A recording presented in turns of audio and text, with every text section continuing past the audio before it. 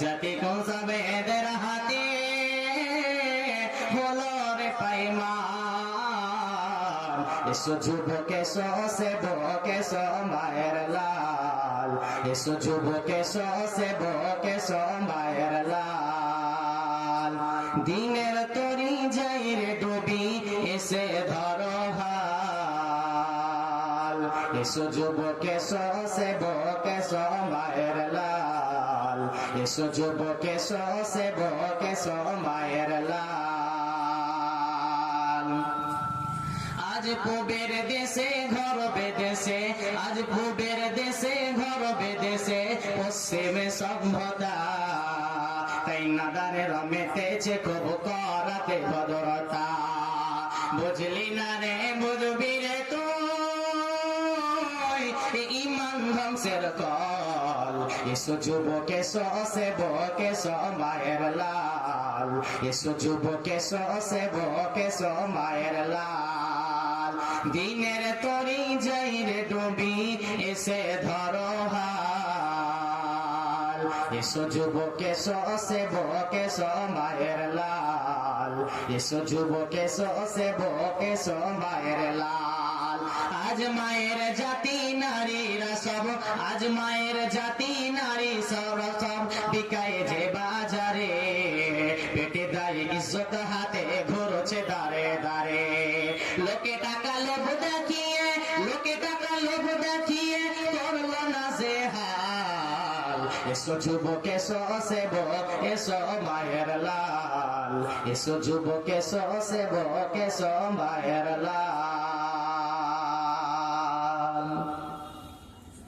শ্রদ্ধেয় সুযোগ্য আজকের চলমান সভার যোগ্যতম সভাপতি মহাশয়, উপস্থিত আকাশে তারকা সাদৃশ্য আলিম ওলামা বিন্দু, সামনে আমার দিনদার ইমানদার মুমিন ভাই সকল, পর্দা থেকে সুন্নি মুমিনা মা ও বোনেরা, প্রশংসা তার যিনি আল্লাহ, প্রশংসা তার যিনি আলা কুল্লি শাইইন কাদির।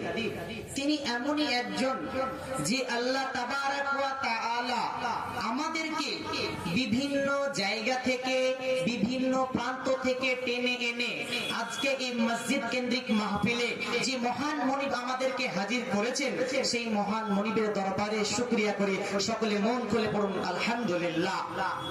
আল্লাহ তাবারাক ওয়া তাআলার পরে কাউরে যদি নাম নেওয়া যায়, প্রশংসা করা যায়, তাহলে আমাদের শেষ নবী আখেরি পয়গম্বর নবী মুহাম্মদ রাসূলুল্লাহ সাল্লাল্লাহু আলাইহি ওয়াসাল্লাম, তিনার প্রতি শত সহস্র কোটি দুরূদ সালাম বর্ষিত হোক। আল্লাহুম্মা সাল্লি আলাইহি ওয়া আল্লাহুম্মা বারিক আলাইহি। আমি আপনাদের সম্মুখে মূল্যবান কোরআন থেকে ছোট্টখানি একটি সূরা এবং হাদিসে নববী থেকে ছোট্টখানি একটি হাদিসের টুকরা পরিবেশন করেছি। সেই কোরআন এবং হাদিসকে সামনে রেখে স্বল্প সময়ে আপনাদেরকে মূল্যবান তথ্য দেব কোরআন এবং হাদিস থেকে। আমাকে বলার এবং আপনাদেরকে ধৈর্য সহকারে শ্রবণ করার পর আল্লাহ তাবারাক ওয়া তাআলা উভয় শ্রেণীকে আমলে পরিণত করার তৌফিক ইনায়াত করেন। ওয়া মা তৌফিক ইল্লা বিল্লাহ ওয়া আলাইহি তাওয়াক্কালতু ওয়া ইলাইহি উনীব। সম্মানিত উপস্থিতি, আল্লাহ তাবারাক ওয়া তাআলা মানুষ এই জায়গাতে আসবে এবং আমল করবে। জি জি, তাহলে এটা হলো আমলের জায়গা। মানুষ আসবে এই দুনিয়াতে এসে আমল করবে।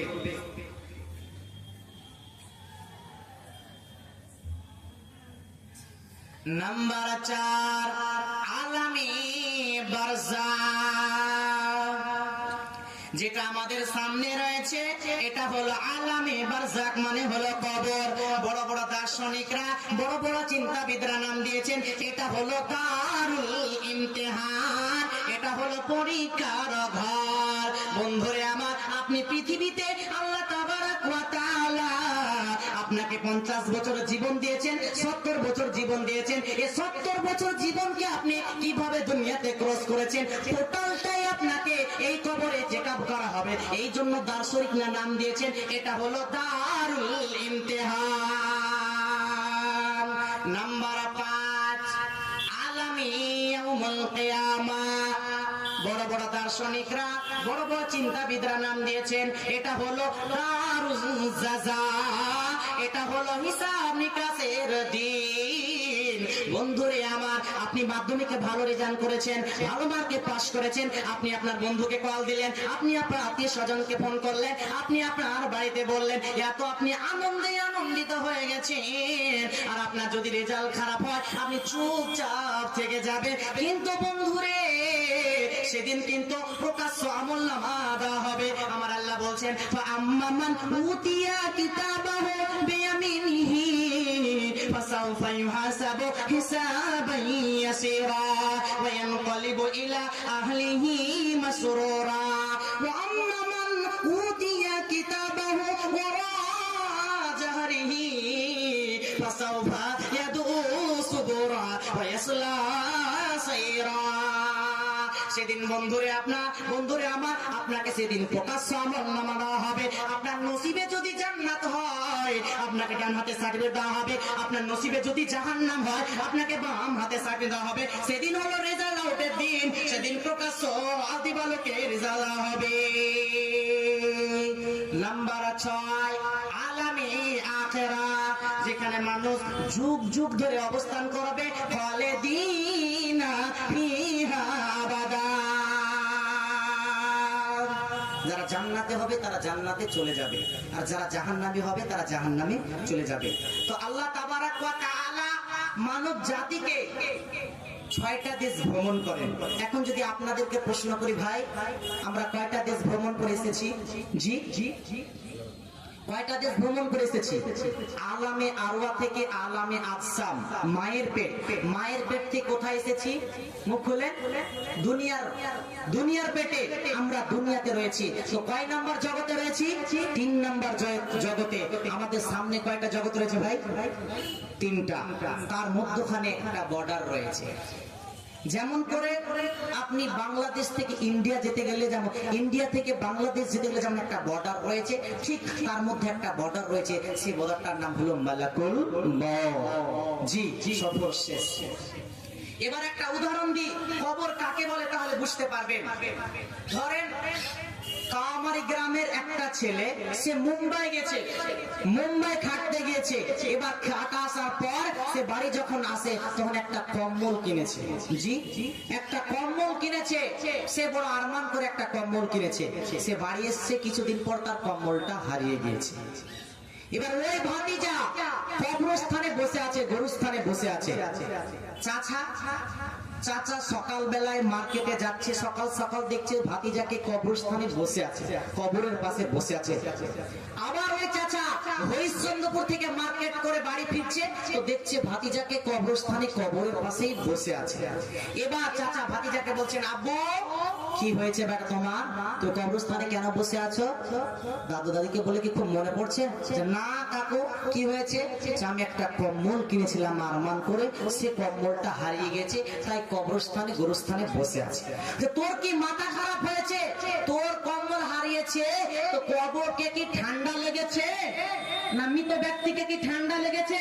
তোর কম্বল চুরি করেছে, তোর কম্বল হারিয়েছে, দোকানে মাখানে রাস্তাতে মানুষকে খোঁজ কর, তোর কম্বল যদি পেয়ে থাকে তাহলে দেবে, অন্যথায় কেন তুই বসে আছিস? চাচাকে ভাতিজা বলছে, চাচা আমার মাথা খারাপ হয়নি, আপনার মাথা খারাপ হয়েছে। আমি এমন জায়গাতে বসে আছি, মেন চেকআপ জায়গাতে, মেন গেস্টে বসে আছি, যে কম্বল চুরি করেছে তাকে এই জায়গাতে আসতেই হবে এবং কম্বল দিয়ে পার হতে হবে। এর নাম হলো কবর। জি, এর নাম হলো কবর। আমি এমন জায়গাতে আল্লাহকে দরখাস্ত করেছি, সে বাটপার হোক না কেন, সে মাস্তান হোক না কেন, সে নরেন্দ্র মোদী হোক না কেন, সে এমপি হোক না কেন, সে এমএলএ হোক না কেন, পৃথিবীর যতই বড় স্তরের লোক হোক না কেন, কিন্তু বন্ধুরে টাকার জোরে সে সব করতে পেরেছে, কিন্তু কারো বাবার মাজাল নেই যে এই জায়গাতে একটা ছুঁচ পার করে দেখে দাবারে, এরই নাম হলো কবর। এর নাম হলো কবর। জি, তো আল্লাহ তাবারাক ওয়া তাআলা বলেন, বিসমিল্লাহির রহমানির রহিম, ওয়া ইদাল কুবুর বুসিরাত। আল্লাহ তাবারাক ওয়া তাআলা বলেন, একদিন কবরবাসীকে তুলানো হবে। আল্লাহ তাবারাক ওয়া তাআলা বলেন, আফালা ইয়া'লামু ইযা বু'সিরা মা ফিল কবর, তারা কি জানে না কবরের ভিতরে কি লুকানো রয়েছে, কবরের ভিতরে কি মাল লুকানো রয়েছে। বন্ধুরে আমার, আমি আপনি গোরস্থানে চলে গেলাম, সবাই যেন নিরলায় ঘুমিয়ে রয়েছে, আমি আপনি জানি না কবরের ভিতরে কি রয়েছে, জান্নাতি না জাহান্নামী রয়েছে, নারী না পুরুষ রয়েছে, শিশু না বৃদ্ধ রয়েছে। কিন্তু বন্ধুরে আমার, আল্লাহ বলছেন ওয়াইদাল কুবুর বুসিরাত, একদিন কবর থেকে উঠানো হবে, তারা কি জানে না কবরের ভিতরে কি মাল লুকানো রয়েছে। কিন্তু আমার আল্লাহর কাছে কোনটাই অপরিচিত।